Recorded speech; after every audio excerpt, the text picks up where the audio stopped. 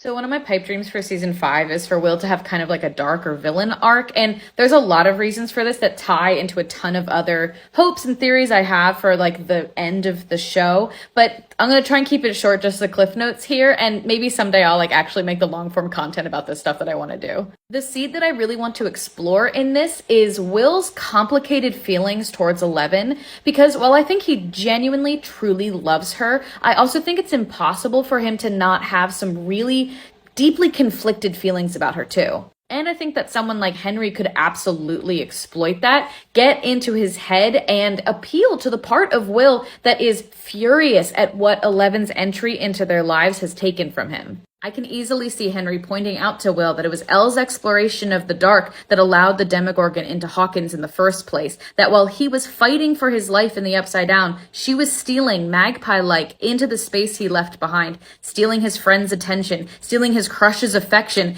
even worming her way into his home to take his mother's care away from him. And of course, that is not at all an accurate representation or a full representation of the events or the feelings between all the people involved, but they are repressed feelings that have never been given contemplation or exploration, which means that they are ripe for exploitation by someone like Henry, who is looking for an ally against Eleven. I also just think there's a lot of really messy, intertwined, paralleled relationships going on in that triangle between Henry, Elle, and Will that would be really interesting to explore. I mean, you have the two kids who are kind of siblings and kind of rivals. You have Henry, who is most likely Elle's biological father, and I think that there would be a lot of similarities in the way that he would go from "you're special to me" to "you're dead to me" to both of them